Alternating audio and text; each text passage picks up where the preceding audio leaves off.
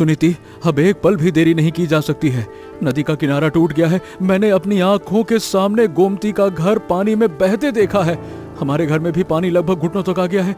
अब ये घर नहीं बचेगा सुनीति, नहीं बचेगा। इस रात को हम कहाँ जाएंगे? टुक्कू सो रहा है, उसे गोद में लेकर इस बारिश में किस तरफ जाऊं? गांव के लोग क्या कर रहे हैं? पड़ोस के हरिदा ने क्या किया? उनकी पत्नी तो बीमार थी। हरिदास शाम से पहले ही अपनी पत्नी को लेकर निकल गए। कोई नहीं रुक रहा है सुनीति, कोई नहीं। सब मंडल बाबू के 2 मंजिला मकान में गए हैं, लेकिन वो पश्चिम की तरफ है और अब पश्चिम का पूरा रास्ता डूब चुका है पानी में। हमारे लिए उधर जाना नामुमकिन है, नामुमकिन है। तो फिर क्या करोगे?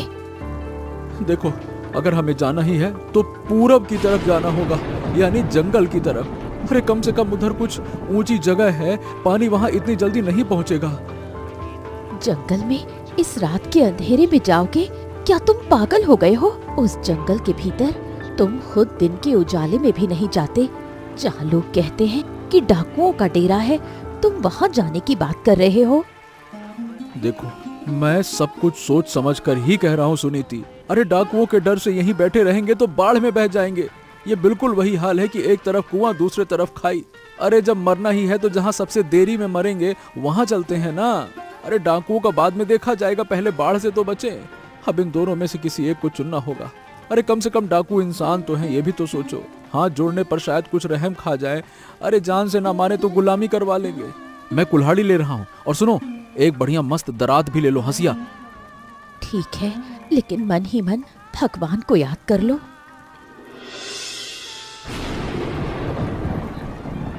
पापा, मेरे पैर कीचड़ में डूब रहे हैं। मैं और नहीं चल पा रहा हूँ। हम कहाँ जा रहे हैं? हमारा घर कहाँ है? अरे बेटा, घर पानी के नीचे डूब गया है बाबू। अब हमें रहने के लिए नई जगह ढूंढनी होगी। पापा, क्या इस जंगल में बाघ है? माँ कहती है कि जंगल में भूत और डाकू रहते हैं। मुझे डर लग रहा है पापा। अरे मेरे बेटे, डरने की कोई बात नहीं है रे बाबू। पिताजी है ना, और भूत भूत कुछ नहीं होता है। माँ तुझे बस डराती है ना? अजी, सुनते हो? इसका शरीर मुझे गर्म लग रहा है। बारिश में भीगने की वजह से कहीं ठंड तो नहीं लग गई? जल्दी से रहने के लिए कोई जगह ढूंढो। कोशिश तो कर रहा हूँ सुनीति, क्या कहूँ। इस कीचड़ में चलना आसान बात थोड़ी है, लेकिन रुकने से काम नहीं चलेगा। आगे बढ़ना होगा। चलो चलो चलो। पापा, मैं बड़ा होकर ना तुम्हारी तरह लकड़हारा नहीं बनूंगा। मैं पक्का मकान बनाऊंगा जो कभी पानी में नहीं डूबेगा। मैं तुम्हें और माँ को उसी घर में रखूंगा। ऐसा ही होगा रे बाबू। तू पढ़ लिख कर ना बड़ा आदमी बनेगा, बड़े बड़े पक्के मकान बनाएगा। वो देखो, सामने शायद कोई ऊंची जगह दिख रही है। वहां हम थोड़ी देर आराम कर सकते हैं।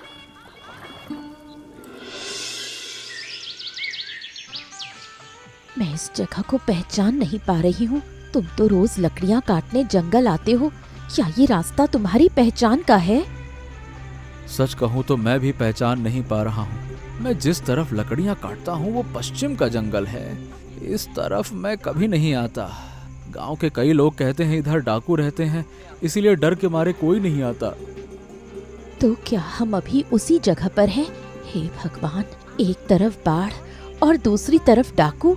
हमारे नसीब में क्या लिखा है कौन जाने। इस हालत में इस बच्चे को लेकर क्या करूं? अभी कुछ देर पहले ही डर के मारे रो रहा था, अब थकान से सो गया है। उसे बुखार तो नहीं आ रहा ना? अरे भाग्यवान, बुखार नहीं है, थकान की वजह से सो गया है। अभी डरने की कोई बात नहीं है।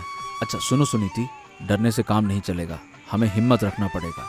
मैं तुम्हें और बच्चों को लेकर बाहर आया हूँ। तुम दोनों की रक्षा करना मेरी जिम्मेदारी है। और अगर डाकू मारना ही चाहेंगे तो मरेंगे फिर, लेकिन पानी में डूबकर मरने से तो बेहतर है लड़कर मरना। मैं पूरी जिंदगी गांव से बाहर नहीं गई। मायके से तुम्हारे घर आई, बस उतनी ही मेरी दुनिया थी। और आज रात के अंधेरे में इस भयानक जंगल में खड़ी हूँ। ऐसा लग रहा है जैसे कोई सपना देख रही हूँ। चलो आगे बढ़ते हैं। इस पेड़ के नीचे बैठना भी सुरक्षित नहीं है। उस तरफ शायद पथरीली जमीन है, उधर जाने पर शायद कुछ आसरा मिल जाए।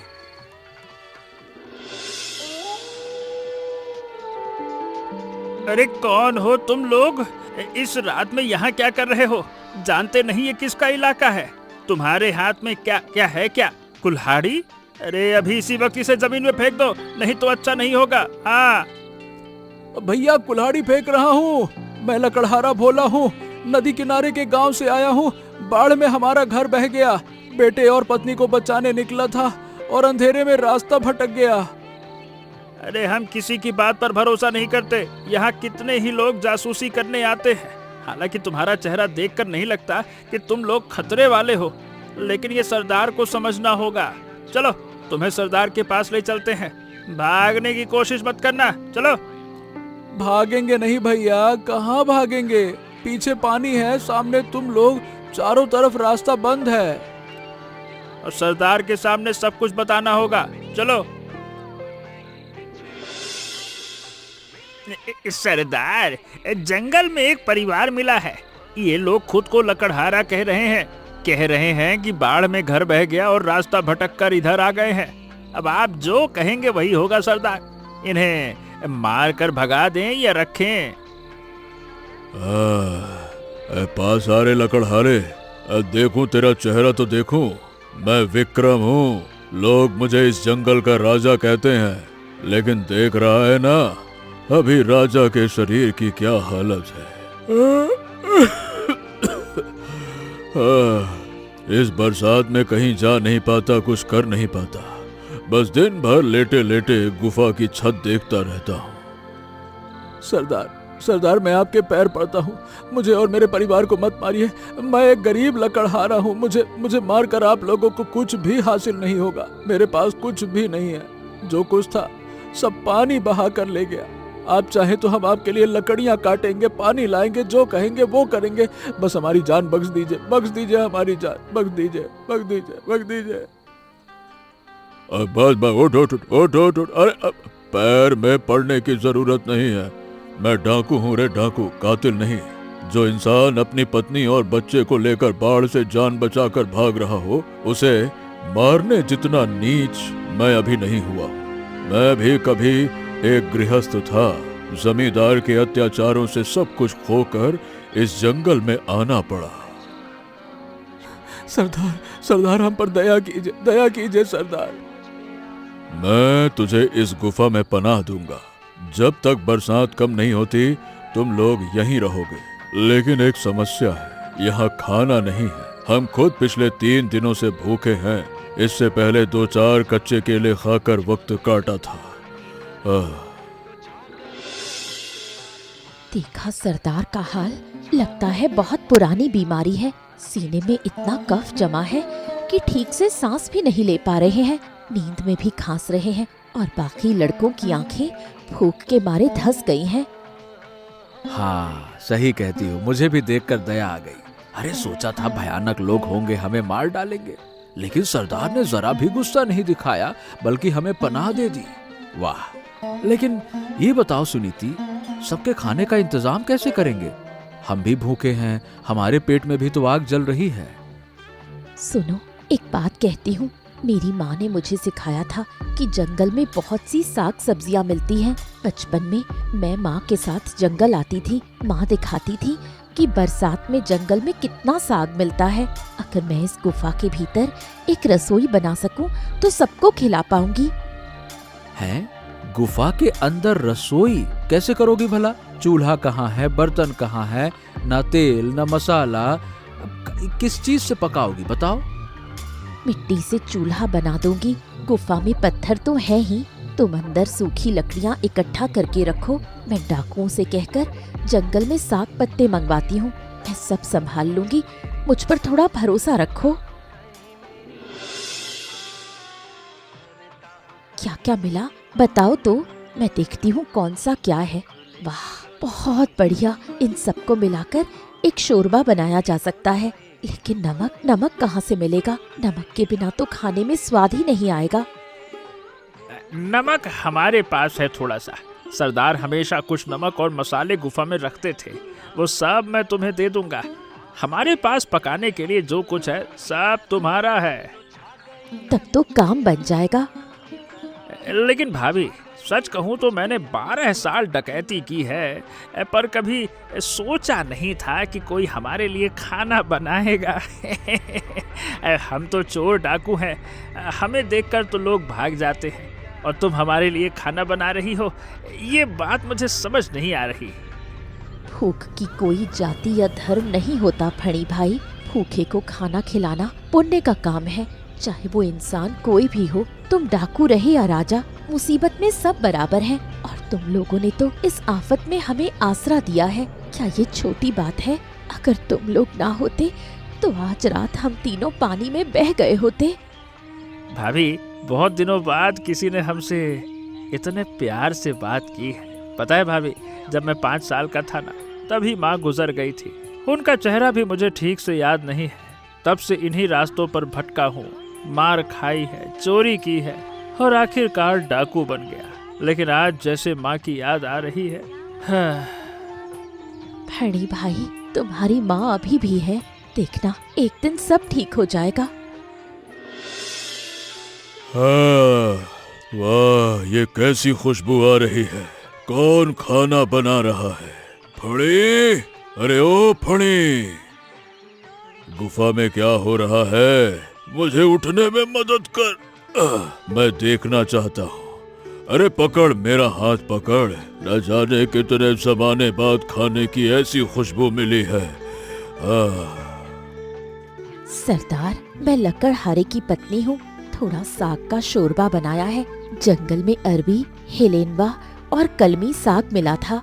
बीमारी में गर्म शोरबा पीने से शरीर में थोड़ी ताकत आएगी। आइए, धीरे धीरे आइए, जबरदस्ती मत कीजिए। फणी भाई, सरदार को पकड़ो। तुम तो महान हो। इस गुफा में आकर तुमने रसोई सजा दी। मेरे बच्चे 3 दिन से भूखे पड़े हैं, तुम उन्हें भी खिलाओ। अरे अब मैं बूढ़ा आदमी हूँ, बीमार हूँ, पता नहीं कितने दिन जीऊंगा। मुझसे ज्यादा खाने की जरूरत उन्हें है। सबको मिलेगा सरदार, आप चिंता मत कीजिए, सबके लिए काफी होगा। पहले आप खाइए, आपके शरीर को ताकत की जरूरत है। ये पौष्टिक खाना खाकर आप ठीक हो जाएंगे। मेरा खाना बन गया है, आप बैठ जाइए। तुम्हारे हाथ का खाना तो मैं जरूर खाऊंगा।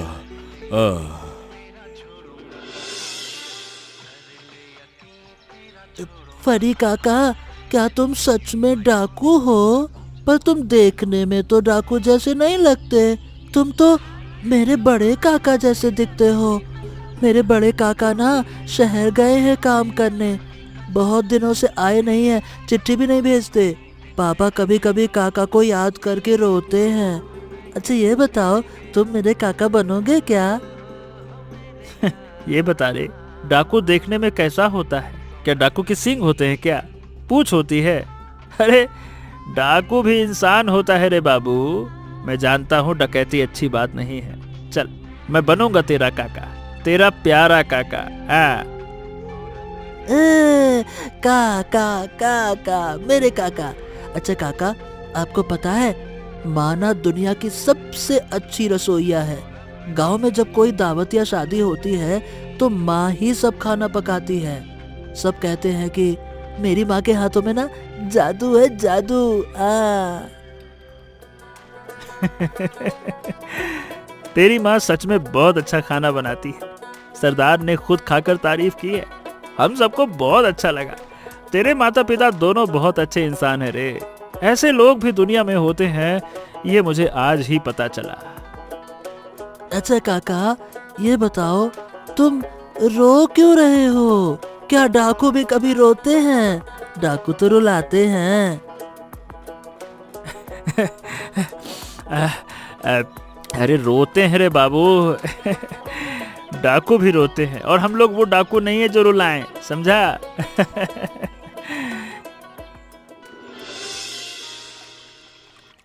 ए सुनीति, एक बार बाहर तो देखो। जहां तक नजर जाती है बस पानी ही पानी। गांव, मैदान, खेत सब डूब चुके हैं। देखो, ऐसा लग रहा है जैसे समंदर जमीन पर उतर आया हो। हमारा घर जहां था वहां शायद अब मछलियां तैर रही होंगी, लेकिन इस गुफा के अंदर पानी नहीं आ रहा है। ये तो भगवान की दया है कि उन्होंने हमें यहाँ भेज दिया।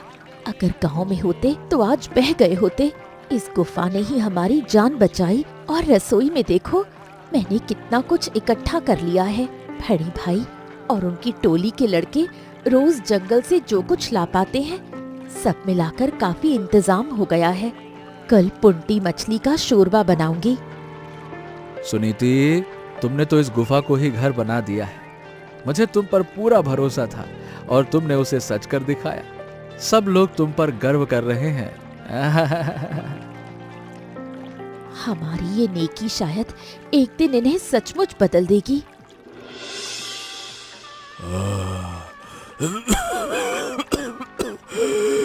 अरे फड़ी, फड़ी, मेरा वक्त अब खत्म होने को आ गया रे। इस सीने में जो बीमारी इस सीने में जो बीमारी घर कर गई है, अब वो नहीं जाएगी। मैं जानता हूँ फेफड़े सड़ चुके हैं। मैं अब ज्यादा दिनों का मेहमान नहीं हूँ। मैं ये तब से जानता हूँ। लेकिन तुझसे एक बात कहना चाहता हूँ, ध्यान से सुन, क्योंकि शायद ये मेरी आखिरी बात हो। अरे सरदार, ऐसी बातें मत कहिए, अभी आप बहुत जिएंगे। चल झूठी तसल्ली मत दे। मैं मरने से नहीं डरता। अरे मौत तो आनी ही है। डर बस एक ही बात का है, इस जिंदगी में मैं किसी को कुछ दे नहीं पाया। अब आप क्या देकर जाना चाहते हैं? सुन, उस लकड़हारे की पत्नी सुनीति ने हमारे लिए जो किया, वैसा आज तक किसी ने नहीं किया।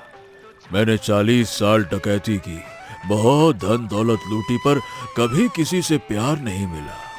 लेकिन उसने हमें जो प्यार दिया है, उस प्यार की कोई कीमत नहीं लगाई जा सकती। सरदार, आप ठीक हो जाएंगे। भाभी रोज आपके लिए जड़ी बूटी का काढ़ा बना रही है ना, आप पी रहे हैं तो कुछ तो आराम मिल रहा होगा ना।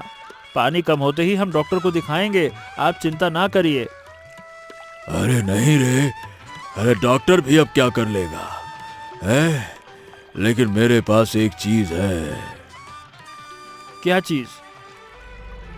इस गुफा के पीछे एक गुप्त तहखाना है। पत्थर हटाने पर अंदर जाने का रास्ता मिलता है। वहां कुछ पैसे रखे हैं जो मैंने जीवन भर इकट्ठा किए। हाँ, वो पाप की कमाई है, लेकिन अगर वो पैसे किसी अच्छे काम में लग जाएं, तो शायद मेरे पापों की कुछ माफी मिल जाए। तो क्या आप करना क्या चाहते हैं? वो पैसे उस लकड़हारे के परिवार को दे देना चाहता हूँ। बरसात खत्म होने के बाद वो एक नई जिंदगी शुरू कर सके, वो लड़का टुकू, ताकि वो पढ़ लिख सके और अपने माता पिता के लिए एक पक्का मकान बना सके। सरदार, आप बहुत अच्छे हैं सरदार, बहुत अच्छे, बहुत अच्छे। सुन मेरी बात पूरी होने दे। फणी, तुझसे भी कह रहा हूँ, ये डकैती का धंधा छोड़ दे। इस जिंदगी में कुछ नहीं रखा है रे। ये भी कोई जिंदगी है कि सजा है? उस लकड़हारे की जिंदगी में सुकून है, तेरी जिंदगी में क्या है बता? कुछ नहीं है सरदार, कुछ भी नहीं है। आपने बिल्कुल ठीक कहा, कुछ भी नहीं है। हाँ, तो मेरी बात रख फणी। मेरी आखिरी इच्छा यही है, तुम सब डकैती छोड़कर भले इंसान बन जाओ। सरदार चले गए, बोला था नदी में चल बसे सरदार। सरदार, सरदार। अरे हम तो अनाथ हो गए रे। इस इंसान ने सबको एक साथ जोड़ कर रखा था। अब इतने सारे लोग क्या करेंगे? किसी को कुछ समझ ही नहीं आ रहा है। उन्होंने आखिरी बात यही कही कि भाभी को धन्यवाद देना। जाने से पहले कह गए कि तुम लोगों के लिए कुछ पैसे छोड़ गए हैं गुफा के पीछे, और कह गए हैं कि हम सब डकैती छोड़ दें, ये उनका आखिरी आदेश है। अरे फणी, मैं सरदार का ताउम्र कर्जदार रहूंगा। उन्होंने इस मुसीबत में हमें आसरा दिया। जब दुनिया में हमारा कोई नहीं था, तब उन्होंने हमें यहाँ रहने दिया। ये बात मैं मरते दम तक नहीं भूलूंगा। और तुमने भी मेरे परिवार को अपना बना लिया। तुम लोग बहुत अच्छे हो रे, इसीलिए ये मुमकिन हो पाया। लेकिन फणी, सरदार की आखिरी बात मानोगे ना? डकैती छोड़ोगे? मुझे बताओ, क्योंकि यही सरदार की आखिरी इच्छा थी। बताओ। भोलादा, भाभी के हाथ का खाना खाकर और टुकू के साथ रहकर, उसके साथ वक्त बिताकर मेरे भीतर जैसे सब कुछ बदल गया है। मैं पहले जैसा था ना, अब वैसा नहीं रहा। मैं समझ पा रहा हूँ कि इंसानों की तरह जीना किसे कहते हैं। लेकिन डकैती छोड़ देंगे तो करेंगे क्या? कहाँ जाएंगे? हमें काम कौन देगा? सब तो यही जानते हैं कि हम डाकू हैं। मेरे दिमाग में एक योजना है फड़ी, ध्यान से सुनो। क्या योजना है? सरदार के छोड़े हुए पैसों से हम एक काम कर सकते हैं। देखो, बरसात खत्म होने के बाद गांव के पास एक होटल खोलेंगे। सुनीति के हाथ का हुनर तो तुमने देखा ही है। वो खाना बनाएगी तो सोचो होटल कैसा चलेगा। हम सब मिलकर उस होटल को चला सकते हैं और तुम लोग भी मदद कर पाओगे। इतने दिनों में तुम लोगों ने भी तो बहुत से काम सीख लिए हैं ना। होटल? सच कह रहे हो भोलादा? लेकिन क्या ये हो पाएगा? अरे क्यों नहीं हो पाएगा? कोशिश तो कर ही सकते हैं ना। और यही उनके प्रति सच्ची श्रद्धांजलि होगी। सरदार बहुत खुश होंगे। फणी भाई, देखो धूप निकल आई है। कितने दिनों बाद ऐसा साफ आसमान देख रही हूँ। लग रहा है पानी उतरने लगा है। दूर जमीन दिखाई दे रही है। कुछ ही दिनों में सब सूख जाएगा। वाह, सचमुच इतने दिनों बाद ये सब देखकर बहुत अच्छा लग रहा है। बहुत अच्छा। जब सब ठीक हो जाएगा तब हम नए सिरे से शुरुआत करेंगे। मेरे पति ने तुमसे होटल के बारे में बात की। तुम्हारी टोली के लड़के क्या कह रहे हैं? उनसे बात हुई तुम्हारी? भाभी, तुमसे एक बात कहता हूँ। मेरी टोली के सारे लड़के राजी हैं। किसी एक ने भी मना नहीं किया। और जितने दिन तुमने खाना बनाया है वो सब तुम्हें माँ की तरह देखते हैं। तुम्हें काकी माँ, चाची जी कह के बुलाते हैं। मैं जानती हूँ उनमें से ज्यादातर की ना माँ है, ना बाप है और ना ही कोई घर है। हाँ, बिल्कुल सच। बचपन से सड़कों पर भटके हैं, मार खाई है और आखिरकार सरदार के पास आकर डाकू बन गए। डकैती के अलावा वो कुछ नहीं जानते। लेकिन तुमने उन्हें दिखा दिया कि एक दूसरी जिंदगी भी मुमकिन है। वो अब ईमानदारी से जीना चाहते हैं। भाई, इंसान बदलता है। तुम खुद इन कुछ दिनों में बदल गए हो। इतने दिनों में हमें जो तजुर्बा मिला है, उसी तजुर्बे को लेकर अब हम बाहर जाएंगे और अपनी इस रसोई को और बड़ा बनाएंगे।